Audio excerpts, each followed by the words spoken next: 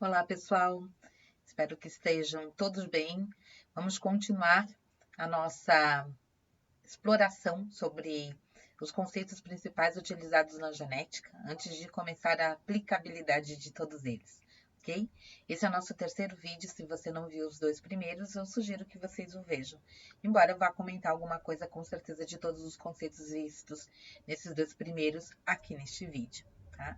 Bem, contendo ou tendo clareza dos conceitos básicos em relação a genótipo, fenótipo, homozigose, heterozigose, dominância e recessividade, tá? As características, elas podem ser identificadas ou estudadas em relação aos padrões da sua hereditariedade ou da sua herança. Tá? Baseado nisso, nós podemos ver em qualquer ser vivo fazer um estudo sobre elas. Nós podemos identificar basicamente dois grandes grupos de características ou de heranças em relação às características nas espécies. A herança que a gente chama de monogênica e a herança quantitativa, ou também conhecida como herança poligênica. Na herança monogênica, nós temos o padrão de herança mais simples de ser estudado e conhecido. Tá? A herança monogênica, ela compreende a base do que foi falado por Mendel, no que ele fala como primeira lei de Mendel. A herança monogênica, ela é aquela que é determinada por apenas um par de gene. Ou lembra que um gene, no nosso caso, um gene é formado por dois alelos, né? Nós temos duas possibilidades de variação. As duas podem ser iguais e a gente tem uma situação de homozigose ou diferentes numa situação de heterozigose. Quando a gente pensa em homozigose e heterozigose, vem também os termos dominante e recessivo, sendo que dominante é aquele alelo que vai se expressar numa situação de homozigose ou heterozigose e o recessivo é aquele que só se expressa, só vira uma proteína, né? Aquela receita só vai virar a sua proteína associada quando a gente tem uma situação de homozigose, tá? Bem, como eu comentei quando a gente falou dos quadros das principais características humanas, né, associadas à dominância e recessividade, é importante que a gente note que, embora a gente comente que a maioria das características aqui são identificadas como sendo monogênicas, em relação às características humanas, a grande maioria não é monogênica, tá? A maioria das nossas características é o que a gente chama de poligênica.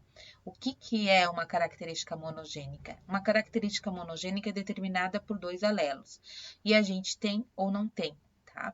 Então, se a gente pudesse pensar de modo simplista, por exemplo, a capacidade de dobrar a língua. Dobrar a língua, ou você dobra, ou você não dobra. Não existe uma pessoa que dobre meia língua, né? Metade. A partir do momento que você dobra, você dobra. Pode ser mais ou pode ser menos, né? Mas dobra. Pode ser um Justin Bieber, né? Que dobra de todas as formas. Isso é cultura também, viu? Cultura inútil. Mas, ou como eu, que não consegue dobrar. Tá? Então, o fato de não dobrar a língua seria uma característica recessiva.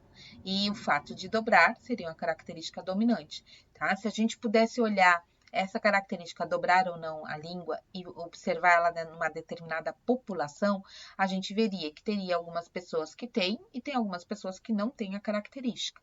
Então, a gente consegue colocar características monogênicas em relação à frequência em gráficos como esse aqui, que são gráficos de coluna, um gráfico de pizza, mas sempre com duas possibilidades, variações. Associada ao alelo dominante, digamos assim, e associada à característica ao alelo recessivo. Tá? Esses são, ou essas são as chamadas heranças monogênicas. Elas aparecem, então, dentro das famílias em proporções mais ou menos fixas, tá? Mais conhecidas. Quando eu vou trabalhar característica monogênica, que são as características que nós vamos trabalhar nesse nosso curso, nessa nossa UA, que é de genética básica, literalmente, tá? A gente vai dizer, ou você tem ou você não tem. Você tem 25%, você tem 50%, 70%, tá? Normalmente são proporções mais definidas, mais fixas, tá? Entretanto, essa não é a realidade, tá? como são pouquíssimas as características monogênicas na espécie humana, a gente acaba utilizando algumas, a gente acaba simplificando algumas outras características para dar exemplos de monogênicas, para que a gente não ficasse aqui falando numa UA de genética humana, né, sobre características de outros animais ou de vegetais. Tá? Então, por exemplo, um exemplo clássico, a cor da pele ou cor de olho. Cor de olho é uma característica poligênica. O que é uma característica poligênica? É aquela determinada por diferentes genes. Pode ser um, pode ser dois, pode ser três, pode ser quatro. Tem as oligogênicas e as poligênicas mesmo, tá? Mas esses genes, eles podem, cada um contribuir, ser genes aditivos, que a gente chama, contribuir um pouco para que aquela característica final aconteça, tá? Como, por exemplo, na cor de pele ou na cor de olho, como se cada gene ele botasse um pouquinho mais de cor, e por isso a gente tem uma variedade maior, tá? Mas a interação desses genes pode ser outras, a não ser além da aditiva, tá? Pode ser um controlar a expressão do outro, como eu comentei com vocês também em relação à cor dos olhos, que eu tinha o OCA2 e o ERK2, quando eu falei de mutação, no vídeo anterior, se alguém quiser, dá uma olhadinha, por favor. Em vídeos anteriores, não foi o vídeo anterior, mas em vídeos anteriores, onde um acaba permitindo a expressão de outros. Então, a forma como esses vários genes interagem entre si para que a gente tenha uma característica aparecendo é associada ao que a gente chama de característica poligênica. Mas, no caso, quando a gente fala de cor de olho, eu falo em olho claro e olho escuro. Tá? Então, eu estou, a princípio, pegando uma característica que é poligênica e utilizando ela como monogênica, tá? Para dar exemplos a vocês.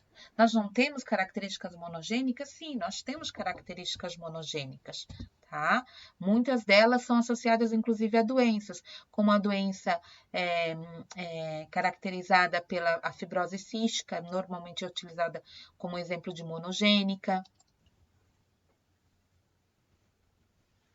E além da própria fibrose, a gente tem a condroplasia, que é uma espécie de nanismo, a polidactilia, então aquelas que a gente falou ali em relação às doenças, né?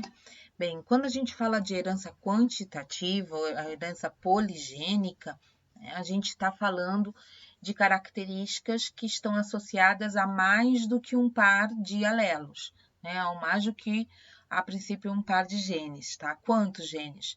Bem, nós temos algumas características que são chamadas de oligogênicas, que são poucos genes, como a princípio a gente pode falar aí da cor da pele, tá? Podemos falar de características que são vários genes, né? Bem, é importante que a gente saiba que cada um desses genes que estão associados a uma característica só, eles são genes localizados em diferentes locos, tá? Ou seja, podem estar no mesmo cromossomo ou inclusive em cromossomos diferentes, e quando expressos, essas proteínas se associam no citoplasma, e essa interação entre essas proteínas é que culminam na formação de uma determinada característica. Essas características, elas aparecem sempre dentro das famílias em proporções segundo uma distribuição normal, uma distribuição em sino, tá? Como essa aqui que está demonstrada para vocês, tá? Essa aqui é a distribuição de Gauss, a distribuição em sino. E aqui mostra para vocês um exemplo, né, do que acontece quando a gente fala da tipo de pele. Então, acredita-se que o tipo de pele seja determinado por dois genes, né, aqui identificados como gene A e gene B. Né? E eles exercem relação de dominância, existe relação de dominância e excessividade entre cada um dos alelos, e notem que aqui está mostrando a distribuição, né, de como é que seriam os genótipos e os possíveis fenótipos das pessoas que têm esses alelos aqui. Então, as pessoas que são completamente homozigotas, dominantes, azão, azão, bezão, bezão, teriam a pele negra. As que seriam completamente homozigotas recessivas, azinho, azinho, bezinho, bezinho, seriam pele clara. E aqui é um exemplo de uma relação, de uma interação entre genes aditiva, né? Onde cada presença de um pouco do dominante vai modificar a cor do mais claro para o mais escuro. Então, quanto mais alelos dominantes nós temos, mais escuro ficaria a cor, tá? E aí, quando a gente vai buscar isso na população, a gente vai ver que a grande maioria das pessoas, né, elas apresentam essa frequência desse genótipo, que é o heterozigoto, que é o mulato médio, né, que tem pelo menos 2 alelos dominantes, né, e depois vai diminuindo até chegar ao negro e ao branco, que seriam aqueles que apresentam menor frequência na população. Então, essa é a curva normal, curva de Gauss, tá? Que é comum de a gente observar nas características que são chamadas de características quantitativas ou poligênicas. Então, notem que ao contrário do que a gente vê aqui na característica monogênica, né, na herança monogênica, onde você tem a característica e a gente pode identificar sim ou não, tá? Quando a gente pensa numa herança poligênica, a gente vê essa situação que é determinada por uma curva. Então, aqui, né, diferença, né? Notem aqui eu tenho ou não tenho. Aqui eu tenho mais claro, mais puxado para o verde, ou menos mais puxado para o azul, ou mais próximo ao castanho. Então, tenho N possibilidades. Quanto maior o número de genes associados a uma característica, maior a possibilidade de variação entre elas. Tá? Em relação às heranças poligênicas, nós temos a maioria das características humanas, tá? Em característica tipo do que eu tô vendo mesmo, tá? Como peso, altura, cor de pele, cor de olho, cor de cabelo, tá? Como também as que a gente precisa de uma análise um pouco mais apurada para conseguir identificá-la. Inteligência, se eu tenho ou não pressão alta, várias outras doenças são associadas a esse padrão poligênico, tá? Ao contrário aí das monogênicas que eu tenho ou não tenho, aqui eu posso ter mais ou menos. Posso ser mais ou menos inteligente, eu posso ser mais ou menos, ter mais ou menos peso, né? Então, essa é a grande diferença das características. E nas características poligênicas, e graças a elas, né, a gente consegue ver uma variação muito grande, uma variabilidade muito grande dentro da mesma família. Então, notem, esse é o pai e mãe e as suas filhas, tá? Então, notem aqui da pele mais escura, né? Mais um mulato médio, da pele um pouco mais clara, mulato claro até o branco. Então, pode acontecer isso no caso das variações ou das heranças poligênicas, o que não é passível de observar nas monogênicas. Ou você tem ou você não tem, tá? Tanto as monogênicas quanto as poligênicas, por favor, não esqueçamos, o fenótipo tem uma associação com o fator ambiental. Mas aqui, nas poligênicas, quanto mais genes, inclusive, nós temos as também chamadas características ou heranças multifatoriais, onde a gente tem uma relação com o ambiente muito forte, muito mais forte, tá? Então, desde características normais a patológicas, o ambiente influencia. Eu gosto muito dessa foto aqui, ou desse slide, que mostra exatamente isso.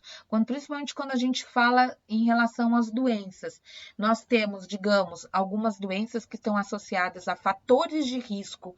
Os fatores de riscos que você tem geneticamente determinado, eles estão literalmente em briga com os fatores que às vezes, quem sabe, você tenha de proteção do ambiente. Eu tenho o fator ambiental, eu tenho o fator genético associado a diabetes. Mas, como eu sei disso, porque é da minha família, eu me cuido da alimentação, tá? Então, a doença vai aparecer nesse intermeio aqui.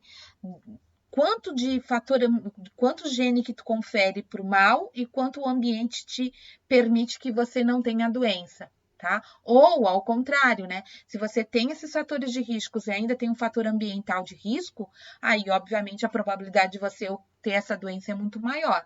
Se eu tenho fatores genéticos protetivos, mas eu vivo num ambiente de risco, é um problema, que levo mais associado. Mas se eu tenho fator genético protetivo e ainda tenho um ambiente protetivo, a probabilidade de ter a doença é muito pequena. Tá?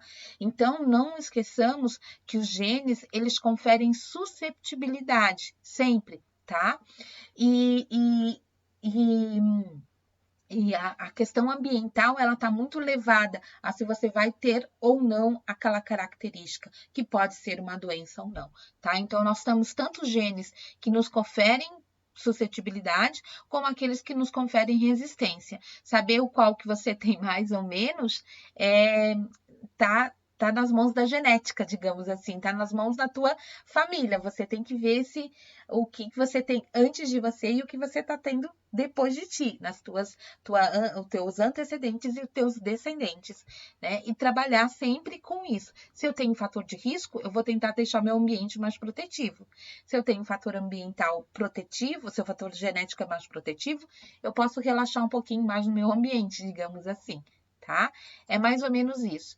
Então, a maioria das nossas características não são determinadas por padrão de herança simples, no qual a atuação de um par de genes é suficiente para explicar a expressão dela. Tá? Então, compreender como ocorre a expressão das características mais complexas significa que a gente vai compreender diversos aspectos que vão estar associados a características essenciais na saúde pública, das doenças como câncer, diabetes, tá? Doenças cardíacas como todos, que são doenças poligênicas. Tá? Mas para que a gente consiga entender elas, a gente tem que entender como é que o monogênico é transmitido.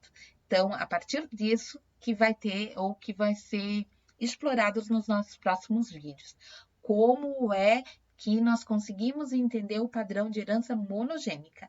Depois é fácil a gente conseguir trabalhar o poligênico. É mais fácil, pelo menos assim, né? Claro que ele é bem mais complexo, mas o básico é que a gente entenda o monogênico, que vai ser então o objetivo dos nossos próximos vídeos.